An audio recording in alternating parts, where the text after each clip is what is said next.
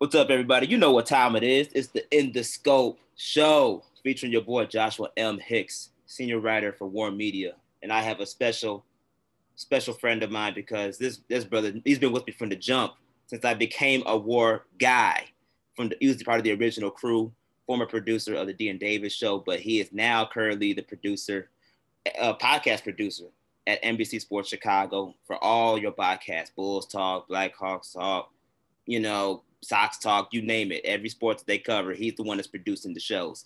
And this brother actually also has experience covering the Bulls, which, because of that, he's just that special. So, with that being said, shout out to everybody listening and shout out to my guy, Tony Gill. Blue Check Tone, what's happening with you, man?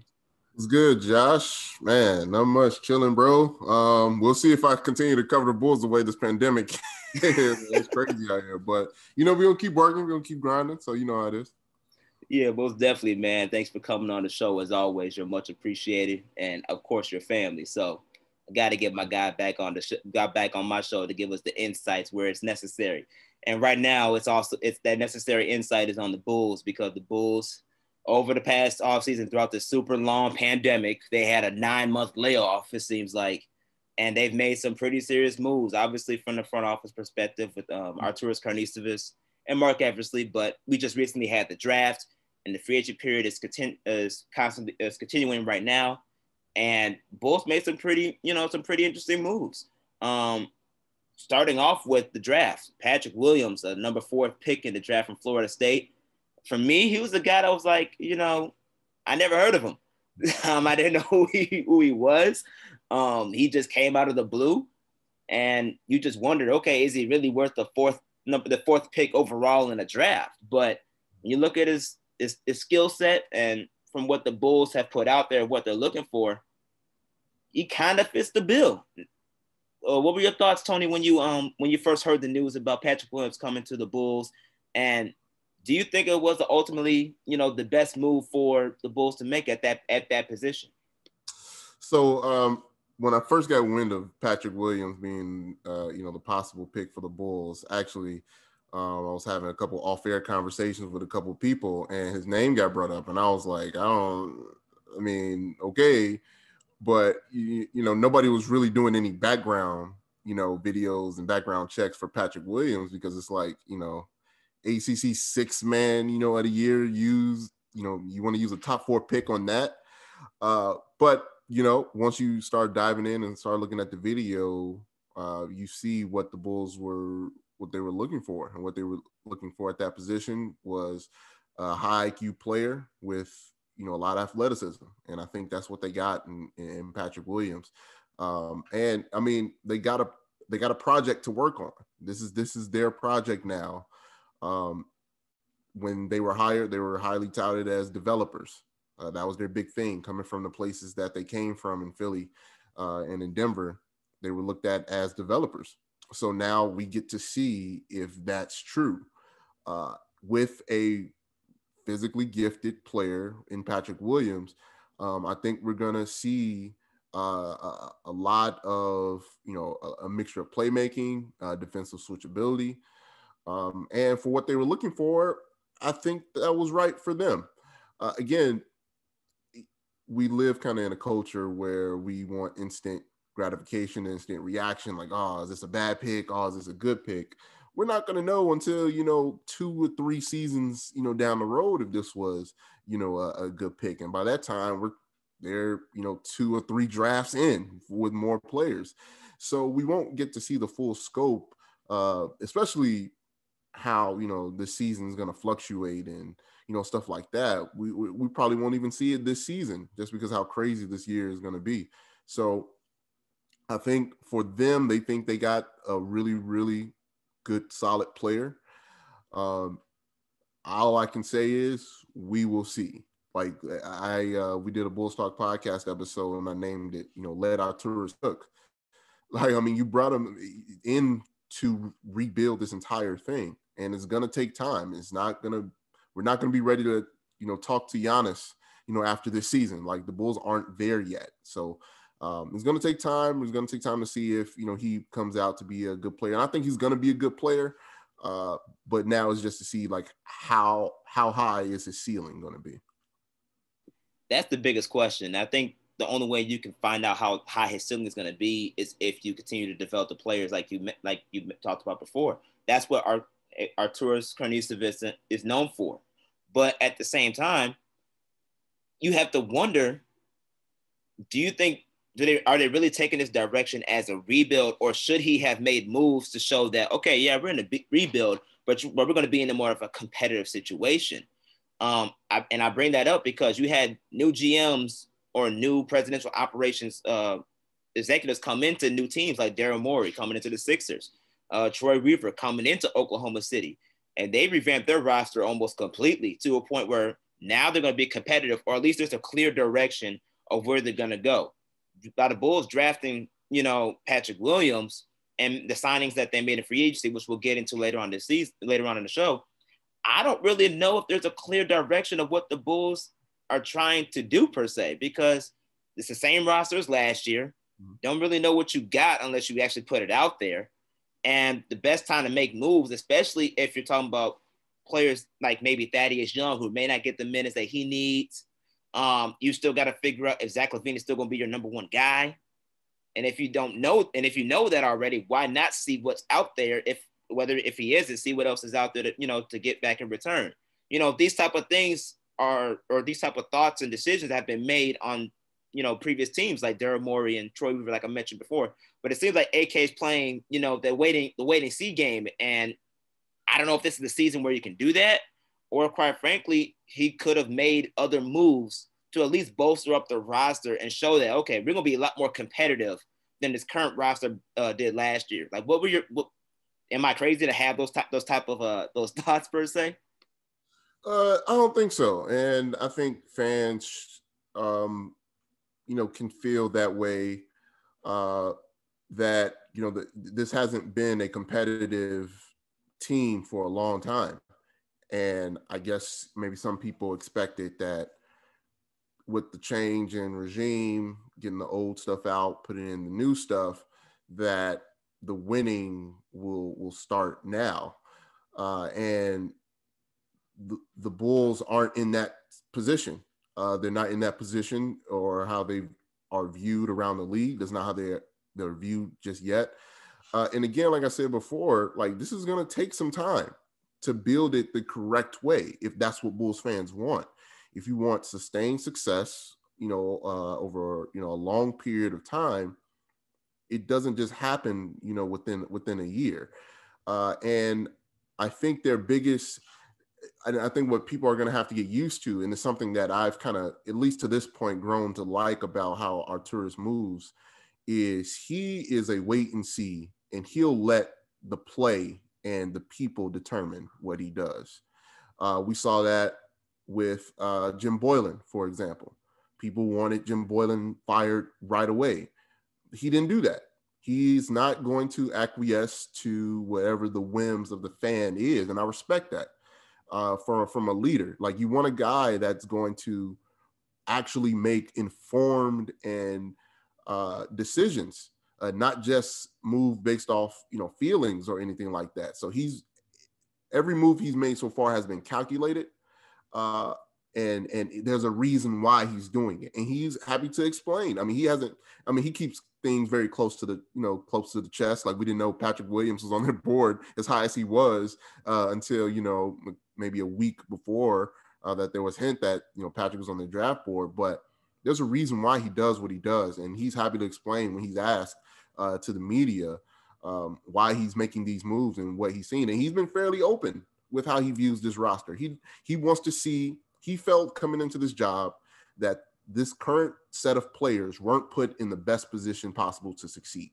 So how can you view anybody on how they might be or how they might project if you don't know that? So this season, the way he's operated during the offseason, he wants to let the players determine what he does. If they play well, if they if they fold under the pressure, he's going to take note of that. And he's going to, and the best part about it is he does have time. Like, Bulls, Michael Reinsdorf, Jerry Reinsdorf, they have given the keys to all basketball things to Arturas and Marc Eversely. and they have time. There's no time limit, in terms of how, and obviously they want to win, as soon as possible, but it's got to be the right winning. It can't be, a fluke year, you jump into the AFC. Now what do you do? Like, you don't want to be stuck. And that's the worst feeling that Bulls fans have felt, over the last 5, years is the feeling of being stuck. So with Arturas, he's going to take his time. He's going to evaluate each player as best as he can to know what to do, to see if they're going to be here for the long haul, or are they going to be assets to be used for trades to bring in, other pieces. So fans are just going to have to get used to that way of thinking. It's the proper way to build a right and strong organization. And it's not like what Bulls fans have been used to with Gar Forman and John Paxson, these kind of quick fixes of Dwayne Wade, Jabari Parker trying to fix their problems on the way. No, this is the right way. It's slow progression. The Bulls aren't viewed as a powerhouse organization, or market, around the NBA. So they're going to have to build up like a small market team, like a Denver, if you will. Like, it took Denver a little bit to acquire the talent and develop the talent that they had to now be the second or third best team, in the West. And they're going to be that way for, a few years to come. So if the Bulls fans want that type of success and development, they're going to have to be patient. The Bulls, during the draft, or at least throughout the draft process, they signed a guard who, he went undrafted, in Devin Dotson. Chicago, he has a Chicago background. Grew up a huge Derrick Rose fan and played from Kansas. And I like his game. I liked his game when he was playing at Kansas. A very quick guard that can get you to the basket. And also had the opportunity to facilitate an offense. But at that point guard position, I think the key this year, especially for Kobe White, because Billy Donovan made it very clear that he's handing him the keys to that starting position. Mm-hmm. I think the key for not just him, Kobe White, but also Devin Dotson, pending that he's going to be on the roster at the beginning of the season, is the idea that you actually have to run an offense. You can't just, they're used to scoring the ball. The players that can score the ball whenever they can at will. They have that scoring gift. But at this point in time, especially when you got a Zach LaVine in your backcourt who can fill it up whenever and is improving every single year, especially since he's been with the Bulls, you have to wonder, do you really need the extra scoring point guard, or do you need an actual facilitated point guard? And I think that's one of the biggest things that's going to be that needs to be progressive when it comes to both of those guards' games. Do you think that is a huge component, especially under Billy Donovan's preferred offense, which is ball movement, compared to having that constant scoring that we were accustomed to seeing at times from Kobe White and potentially seeing from Devin Dotson, like bearing he's on the roster? That's funny. Dotson and Kobe White, they share the same agent, and I was talking to him earlier today about both of them. I'm actually working on a piece on Kobe White, and to speak to your point, the importance of what Kobe is about to do on basically how this entire roster is viewed. We knew before the draft, the Bulls wanted a playmaker. They wanted to see if they can find somebody that can set the table so that, they can figure out what Lowry looks like, what Wendell Carter looks like. We kind of know what Zach looks like. He's going to get his regardless, but somebody's going to need to set the table for him as well. So that's why the Patrick Williams draft was not confusing, but interesting, that they didn't go Killian Hayes, who, in my opinion, was the second best, passer, in that draft. They went with Patrick Williams, and with their free agent signing of Garrett Temple, again, another point guard playmaker. Okay, that let everyone know that they think, or at least they want to try and see if this Kobe White thing can go. And to their credit, I think we all wanted to see that. I mean, when the season stopped, he was kind of on the roll. You saw him getting better, but the season ended, unfortunately, and we didn't get a chance to see any progression or growth from that aspect. So I talked to his agent about Kobe. I talked to some other people around Kobe, just asking the questions like, when did when did he start working on his playmaking ability? Because he is a scoring guard first. He came in the league scoring from college. He was in the league scoring. We saw, those high point games where, he's having rookie Bulls records, for three points made and stuff like that. So we know he's got that down packed, but expanding his game to be the table setter was going to be a thing for him if he wanted to be not just Lou Williams, esque, or Jamal Crawford, a six-man coming off the bench. Like, if he wants to be a starter, he's got to be able to see plays before they're there. He's got to be able to make the proper passes. He's got to be able to operate out of pick and roll. And that's something that he worked on as soon as the season ended. I was told that, he went back to North Carolina. He worked with, former North Carolina point guard Kendall Marshall. I don't know if you remember him, but Kendall was very excellent out of the pick and roll. So he worked with him during this kind of extended break. And I'm going to talk to Kendall about that, in the coming days. But it seemed like Kobe took this role seriously. And he said that in his opening press conference with the media this week, that he wants to be a leader on this team, and he needs to be vocal. If you want to have the keys, like that, they're giving him every opportunity to do so. And he's got the right coach for it. I mean, he's had multiple all-star point guards with, Chris Paul and Russell Westbrook. So he's had a scorer, and he's also had a passer. And also he's got Mo Cheeks there, who's, you can make the argument is one of the best point guards to play in the NBA. So he certainly is going to have the environment around him to be that guy. It's hard to score. It's hard to score, and he's already got that down packed, but can he make enough plays? He doesn't have to be Chris Paul. Like, Chris Paul is an elite, once in a generation type passer other than LeBron James. I don't think they're asking him to be that. I think what they're asking him is to make the right plays and make the right passes when they're there. They're not going to change him, in terms of who he is or anything like that, but they want him to be able to make the right plays when necessary, so that he's a threat, not just with the putting the ball in the basket, but also feeding everybody else. Well, Kobe White is definitely very vocal, because he told me last season when he first got into the league that he said the Bulls making the playoffs.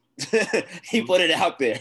So he's pretty, confident and vocal in his skill set. I think he's going to eventually develop into that role very nicely, especially since he has the tutelage of, like you mentioned, Billy Donovan and Mo Cheeks, who have point guard play behind them, as well as, his relationship with Chris Paul. He played on Chris Paul's AAU team growing up. So Chris Paul knows what it's like to work with, guys like Kobe White. And he knows how to get to that next level. So he's already making good steps with that. Everybody listening right now, you're listening to Tony Gill. Transitioning to the free agency component of it, because like you mentioned earlier, the Bulls did sign Garrett Temple. And to me, when they signed Garrett Temple as well as Noah Vonleh to that training camp deal, it came to my mind pretty much that, they, like you said, they believe they're set at point guard. They like what they see. They want to see what grows from Kobe. But they also want to add more depth to the wing position, which is something the Bulls lacked for the longest, especially with the unknowns of Otto Porter Jr. and his injury situations. And I'm just going to be honest with you. I don't even know if he's going to make it through the season, because dude just got caught partying all over the place. He may be rolling up everywhere. I don't know. We got to figure that situation out. But the fact that, Otto Porter is still a question mark. You do have some length with where Patrick Williams can potentially slide in, but getting guys like, Garrett Temple, who is has a potential of a really good two-way player, he can spot up shooter, make a play defense along the perimeter. What important role do you think those additions really made to the Bulls, aside from the fact that just adding personal depth? Well, you look at, the two teams where Arturas and Marc came from. You look at Philly and you look at Denver, and you look at those rosters. It's a bunch of dudes around 6'7". Like, everybody is 6'5" to 6'7".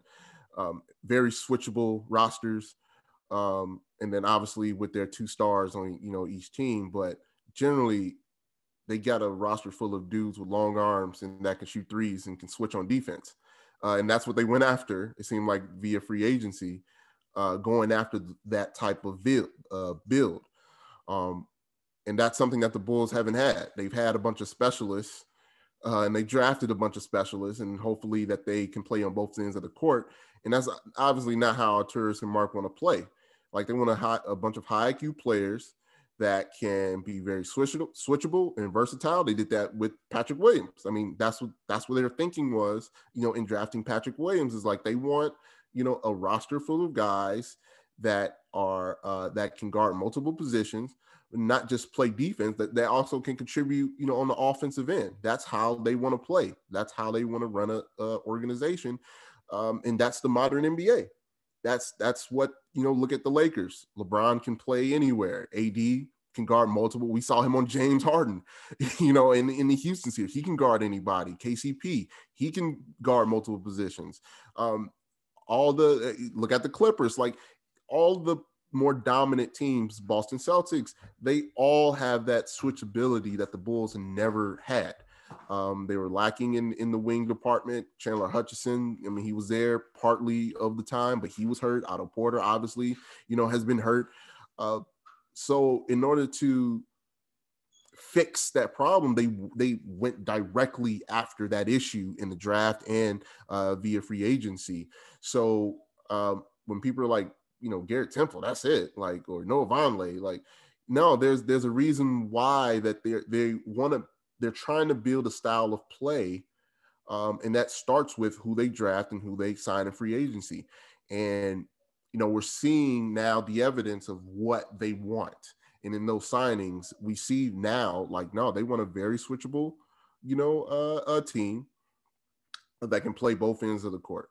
No more of these specialists to come in and, oh man, he's great on offense or great at shooting threes or great in getting to the rim, but he's a revolving door on a defensive end, and you've got to play chess, with your own roster, when it shouldn't be that way. You should have a bunch of guys on the roster that can contribute on both ends of the court, and that's what they're trying to do.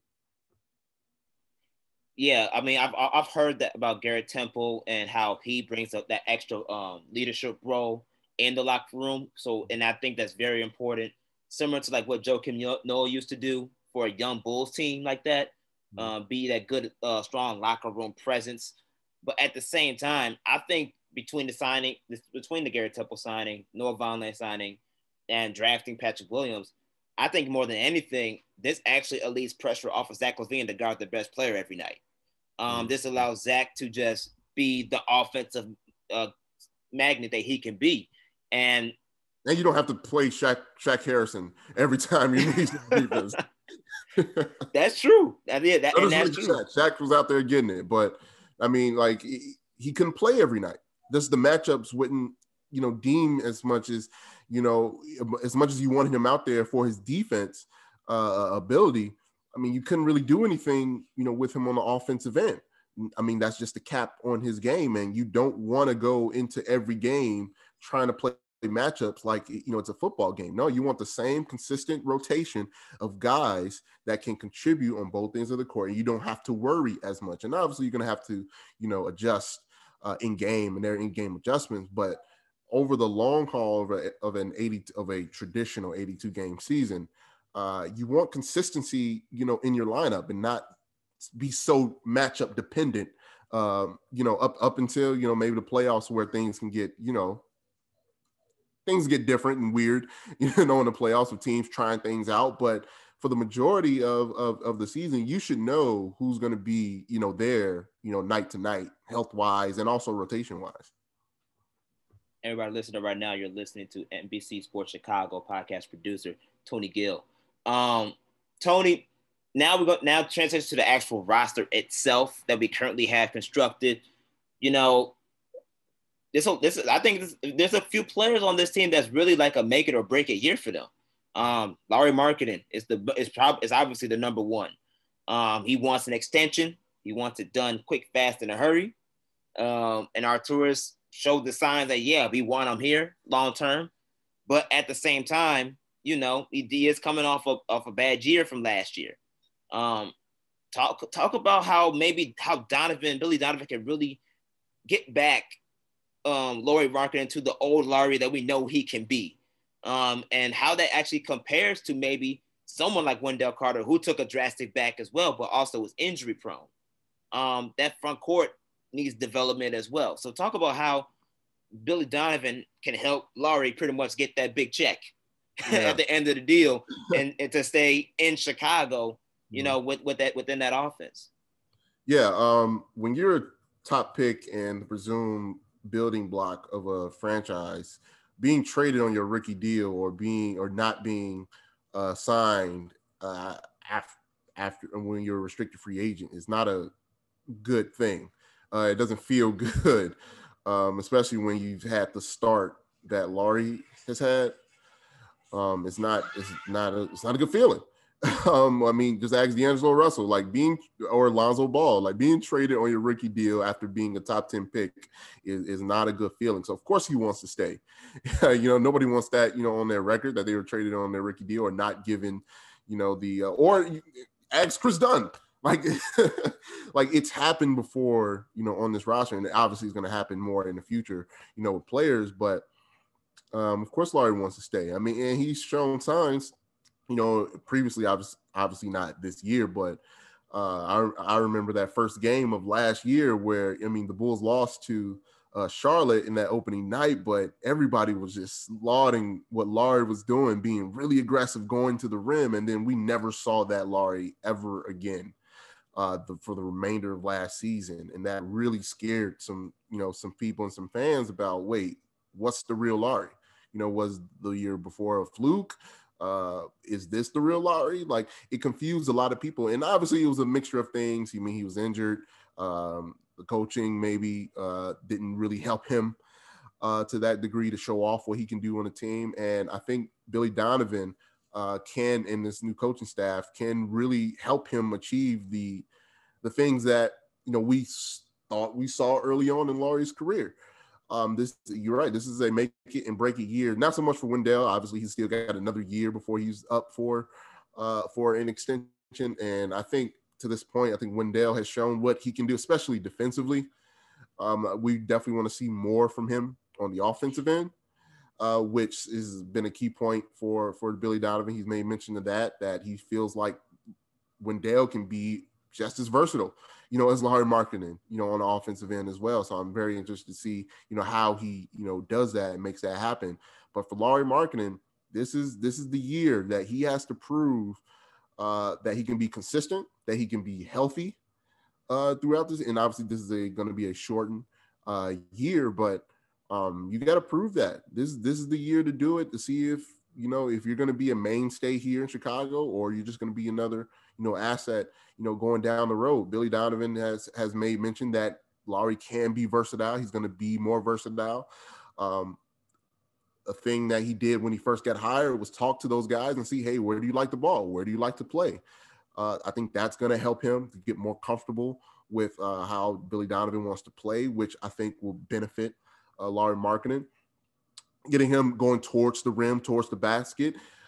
He's not just a spot-up shooter. And they've made mention that they don't want him just to be a spot-up shooter. They want him to be put in different positions on the court to be able to score the basketball and make plays. That's the big thing. You look at, again, I'm going to always reference Denver and Philly because that's where this regime has came from. So especially Denver. So they got a big man in Jokic that does all the things, offensively for his team. He operates out of pick and roll. He makes plays for his team. He's their point guard essentially. And he can score a little bit. I'm not saying Lauri Markkanen is, Nikola Jokic at all, but and I'm not making the white comparison either, but I'm looking at, how Lauri's built, the skill set that he's already shown in terms of putting the ball on the floor. If he can make plays and be a more consistent scorer and stay healthy, Lauri can be a major building block for this team going forward. And the best part about it is Arturas isn't married to any of these players. Yeah, of course he wants Lauri to be the best that he can be and put him in the best position to see if he can, be that guy that they think that he can be. But Arturas will get rid of him just as quickly too. And I think Bulls fans should be happy that they have that mindset. Like, if you're not going to be contributing on a high level here, we don't need you here. And I think everybody's been put on notice, on this roster. Like, hey, this is, a new sheriff is in town. You're not just going to get handed, anything. They're going to put you in the best position to succeed.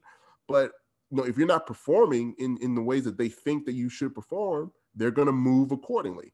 And I think that should be appreciated from every Bulls fan. Yeah, he's made it known that, no one's off the table. I mean, there's rumors. I don't know if he really took these trade rumors seriously as far as answering the calls and, actually showing an interest that we can maybe get rid of him. But, Wendell Carter's been in trade rumors. Zach LaVine's have been in trade rumors. These are star players that on this Bulls roster that, you think would be there long term. But Arturas is saying, like, you can be just as gone as I just pick up that phone. And I think that's going to give the extra motivation for those guys to really improve and really show and really, make a statement this year. Kind of say, hey, I want to be here and this is my worth. If my worth and, really fight for the roles that they want to play on this team. And there hasn't been in that type of environment since they got here. Right. And I think that's going to be hugely different. And they've come out and said it all week. Like, it feels different in here. Like, than from previous regimes that have been there. John Foreman, John Paxson, and Gar Foreman. Like, it feels different in the gym for them, and that's good. Everybody is on high alert. Nobody's scared of anything. I think everybody is ready to embrace the challenge, but everybody's on notice. Like, you got to come in hoop if you want to stay around here. Yeah, and one of those guys that I think that's got to come hoop is Chandler Hutchison, man. Like, Chandler, he's shown sparks of moments where, where you see what the potential really could be. But at the same time, he's been hurt, can't stay healthy, can't shoot. The offensive game has been suspect. So it's like, I think he could fit maybe in Billy Donovan's offense because of the fact that he may not have to be forced to shoot per se. He can be more of a slasher role. Oklahoma City had a lot of those type of players, and Diallo, who was a slam dunk. I want to say he was a slam dunk champion 2 years ago, not last year, but 2 years ago. He plays that type of similar role. So so he can fit in, but the fact that we drafted him and we hyped him up to be the next Scottie Pippen. Right? Like, so it's like he got to come with it. So how much of a year, even though he's like under contract for I think another couple more seasons, how much of an impact does that mean for him too? Like, this may be a year for him where he gotta really step up too, especially if he's maybe trying to be that second, rotation guy that comes in for Otto Porter Jr. in a role where maybe if Patrick Williams is not prepared to, take the step in yet, at least at the 3 position around that perimeter, like he has to be that fill-in guy. So I think Chandler got to bring it too. Yeah, when they drafted your position, you have been put on notice officially that you weren't good enough. That when they drafted Patrick Williams, all the forwards, 4s and 5s, including Larry Markkinen, were put on notice that your position didn't perform. We didn't think your position was performing adequately. And especially for, Chandler, who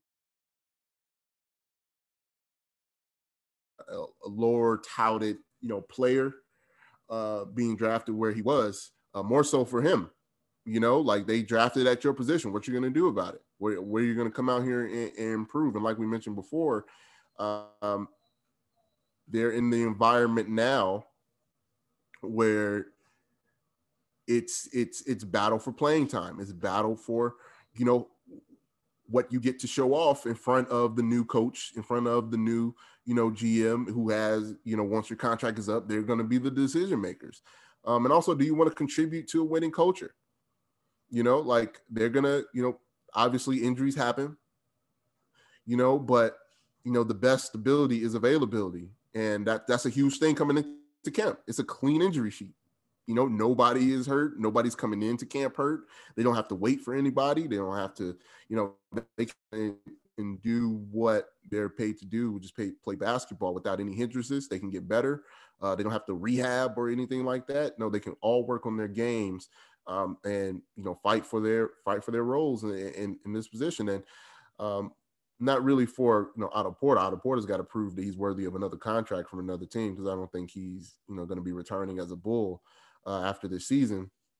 But for Lauri Markkanen, Patrick Williams, Chandler Hutchison, for those guys, yeah, they're going to have to come out and improve it. And I mean, it's just another one of those stories where he's got to come out and play. He's got to come out and prove it, even though he does have those couple seasons left. But we haven't seen much of him, in a consistent enough basis. And the flash that he did show was soon snuffed out due to injuries, here and there. Nick Nax, here and there, that he couldn't really sustain throughout a season. So we're going to see.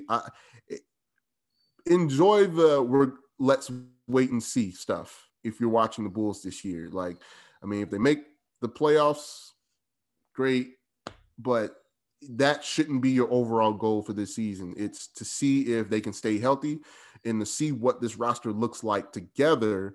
And then after the season, you can analyze, okay, who needs to stay, who needs to go, and then you do all that later. But just enjoy watching what they're building now. So since we have to sit here and enjoy and watch what they're building, how well do you think they're going to do this season? What's your projections? I think they missed the playoffs.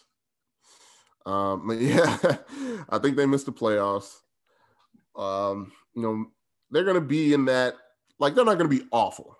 Like, if they're healthy, they're not going to be awful. They're not going to be as awful as they were last year. I think they're going to be a bit better than they were last year. And I think it's going to be more visually appealing basketball that we're going to watch. It's going to be fun watching them, on a lot of nights. It's going to be rough on a lot of nights.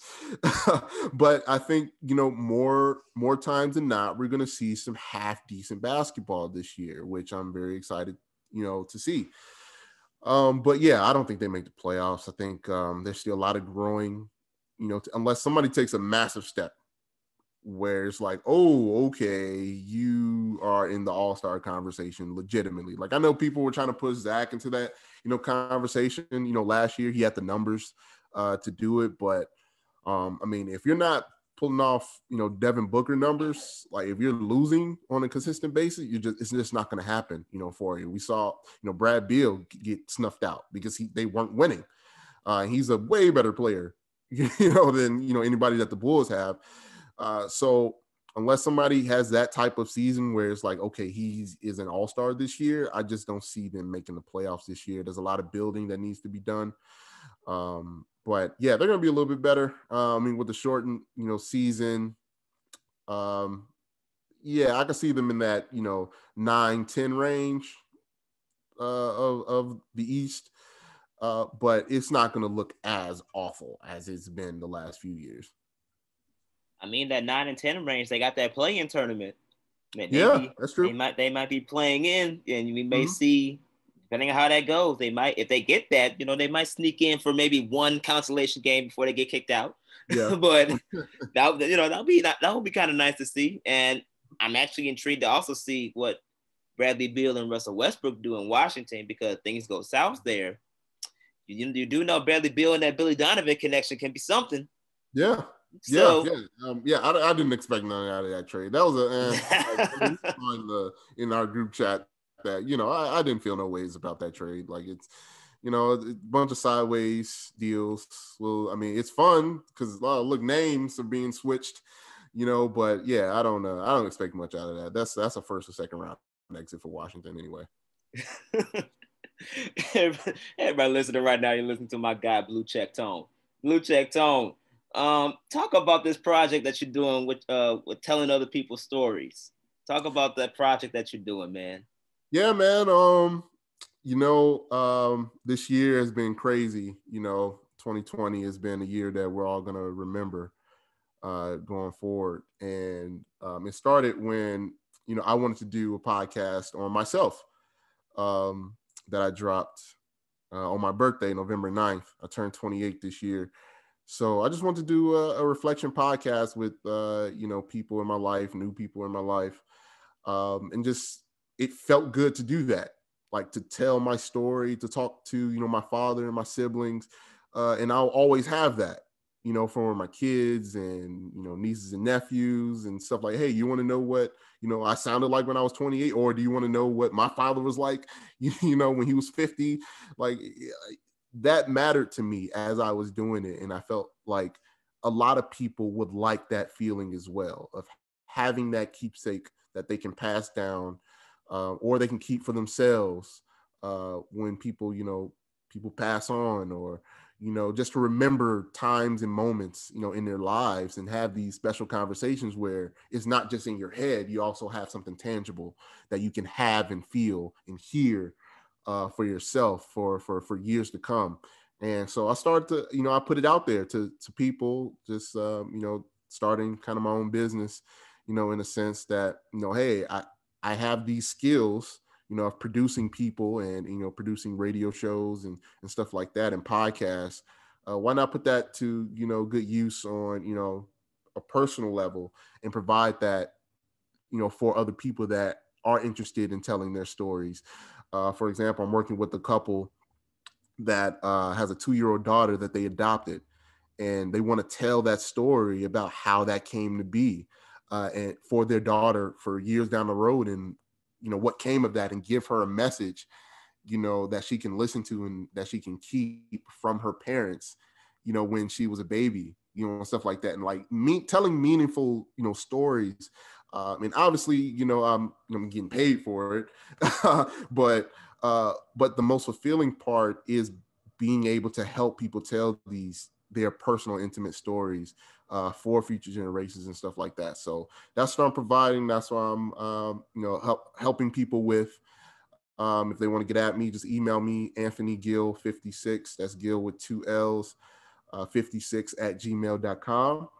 And then we can exchange ideas and stuff like that. And we can, you know, possibly tell your story, you know, that's well produced professionally with music and stuff like that, to be able to basically tell an audible story, that you want to say, and that you want to give to, you know, either yourself, or, you know, for your children, or for anybody. Just, and if you're just interested and you just want to just record, you know, your story or anything like that, I think that's always good to have, and it's always good to, you know, keep around. So that's what I'm doing now, and it's been, you know, fun so far. So hopefully we can keep it going.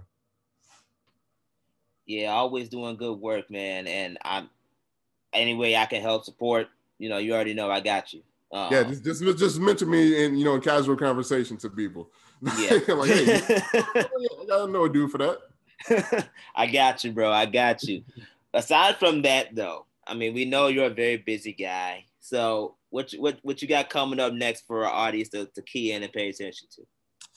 Like I said earlier in this podcast, I'm working on, you know, an article about Kobe White and his importance, basically for the future of not only how we view him, but how we view this roster, and how the new regime views this roster.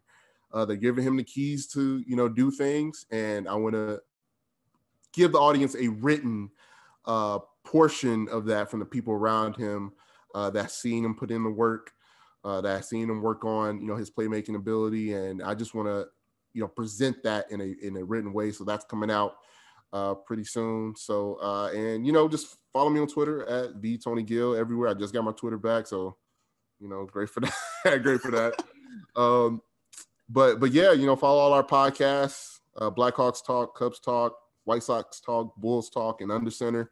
And just, you know, just follow with NBC Sports Chicago, man. We're doing good things, doing great things, man. So it's a lot coming down the road. Yep, you and the crew are always doing good things over at NBC Sports Chicago, and you know, people like me always follow and listen. So keep up the good work with that. I'll definitely be checking out that Kobe White article, since this is you switching up your genres a little bit, Yeah, from the producing to the writing to the pen. Yes, I'll be paying attention to that. Everybody listen, you can also pay attention to me on Twitter at jhicks042 and on Instagram at that guy Josh Hicks for the latest content in things sports. And follow War Media on Twitter. Regal I think it's at War Media on Twitter now, as well as Instagram, because we got a lot of good things coming your way as well.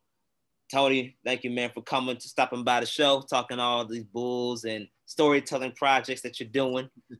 We appreciate it. But keep up the good work, man. Anytime, man. Thanks, Josh. No problem, bro. You stay safe out here during the pandemic. Hopefully we'll see you covering the Bulls this year. And yeah, man, me too, hopefully. Yeah, man. I hope so too. And we'll definitely keep in touch, bro. Okay. Yep. I'll see you later. All right, I'll see you, man.